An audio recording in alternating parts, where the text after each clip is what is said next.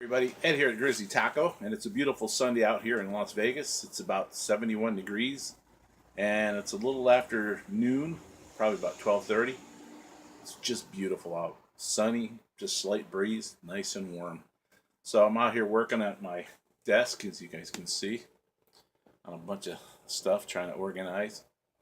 And I was watching a video on my phone, and it was from AOK Foraging. He tagged me in a video, the Dearest Award tag. And what it is it's 11 questions that I've got to answer. And the first thing I need to do is to thank the person that tagged me, which is back over at AOK Foraging. So I thought, well, it's nice out and I'm taking a break between doing all this stuff and organizing. I would do this real fast. So, all right. So the first question is, do you prefer to go on a trip alone or in a group? Well, to me, it doesn't matter. I like going by myself. I've gone several times on my own. A couple times a year, my brother and I, we like to go on a fishing trip together just to get away, for a little peace of mind. I have a wife, two daughters, and my brother has a wife and two daughters. So, a lot of women craziness. So we like to get away. I'm not saying women are crazy. Don't get me wrong, but sometimes we just want to get away, the two of us, and just go do some fishing and stuff and camping for 3, 4, 5, 6 days. So I do enjoy going with my family. We have a pop-up camper. It's a Jayco, and we do like to get away a couple times a year. We wish we could go more, but just not in the cards. So um, that's question number one. Question number two: what has been your most challenging trip or hike to date? My most challenging trip was in 1988 when my wife and I, well, we weren't married at the time, we were fiance, engaged to be married, let's put it that way. We were living in Wisconsin. We were sharing a one-bedroom apartment. We had two pieces of crap cars, worked two crappy jobs, just couldn't make a good living. I had lived here in Vegas prior, a lot of years ago. I grew up here and went home for a few years, and that's where I met Kathy, my wife. And we just decided we had had enough. So what we did was we rented a 24-foot Hertz truck, and we moved down here. We had sold everything of mine, a lot of her stuff, and we had put everything else into the truck. And we had a tow dolly on the back of this truck with my wife's car. We got rid of my piece of junk. Hers was better, so we kept that. And it took us 6 days to get here. And the reason it took so long is because my wife can't drive stick. And I didn't want to be driving all night long. It was long days. So we stopped every night and got a room, got some eat, got cleaned up, got a good night's sleep. And the reason it took so long to get here was because we stopped a lot of places. We took, we were driving through Nebraska, and we went 150 miles off the beaten path over to the original Cabela's. And oh man, I was like a kid in a candy store there. So um, I hate to say that, but every time we stopped, I took the towels. So by the time we got here, I had a crap load of towels. I know it's not a good thing, but I was young and stupid, so I just thought I would share that with you. Okay. So question number three is, what is the most beautiful sleeping place so far? Um, the most beautiful place was, I was a lot younger, and some friends and I, we went camping up in Wisconsin Dells at Mirror Lake State Park, and we had a campground that overlooked the lake. And man, when you open the zipper and pop out of your tent, there it was, just gorgeous. It was a perfect time of the year. It wasn't too hot. It wasn't too cold. We could throw our poles in the water. I mean, it was like 15, 20 feet from our tent. Just a beautiful place. And when you're together with a bunch of friends, it was a good time. We were there for about 5 or 6 days, I believe. So that was my most favorite sleeping place. Number four, what winter activities do you do? This is Vegas. We don't have much of a winter. It's very rare that we get snow here. I think our last snow was in 2008, which was very unusual because it hit like a blizzard, like a Wisconsin blizzard. We had about 12 inches of snow. It didn't last very long, but we had it. Um, Other than that, that's about no real winter activities. It doesn't get that cold. I wear shorts all year long and t-shirts.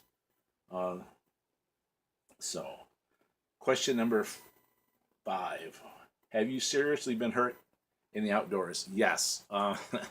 One time I went camping with my brother, and we had his RV, and coming out, the step, I don't know if I missed it or what, and I fell and hurt my knee. I didn't think it was that bad, but the pain kept going on and on. A couple of months later, I finally had it checked, and it turned out that I had a fractured tibia in my leg there. So I was out of work for 3 months, and I had a special metal leg brace, and that was kind of a pain in the butt.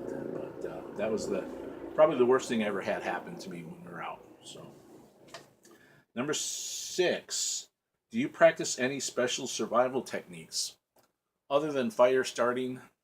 Right now, no, not a whole lot of it. When I was a kid, a lot younger, we used to like to go camping and make shelters and things like that. That's how I learned how to do a lot of this stuff. I learned too from like my grandfather and family. Well, not my dad. I mean, he never really was into that stuff.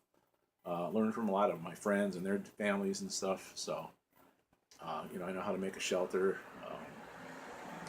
Basically, so right now it's just outdoor cooking, starting fires and things like that. So,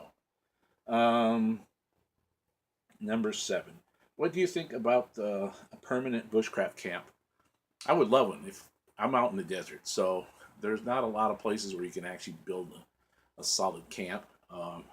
Not a lot of trees out here unless you go up into the mountains, and that's all private land. It's and it's owned by the state and stuff, so you can't really go out there and build a bushcraft camp. If I was living in Wisconsin, maybe buy a nice big piece of land and then build my own bushcraft camp, which would be nice. But I don't see that happening because, as we get older, we just can't take the cold like we used to. So, but I would love one. Believe me, I would. What is your favorite recipe to cook outside? Well, first and foremost, it would be steak or bacon. Love that stuff. And I do love making a stew. I don't know why, but when you're out in the wilderness and a nice hearty stew and a nice big piece of bread to go with it to sop up the gravy, you really can't beat it. Especially if you're making that stew with like some beer or wine in there, just to give it that little kick. All right, so number 9, how do you motivate yourself in bad weather? That one's a tough question because I really don't know. Like I said, we don't get too much bad weather out here other than a lot of wind. It only rains a few times a year. Like I said, we don't get snow. So really don't need a whole lot of motivation. So, okay. What would be your dream destination?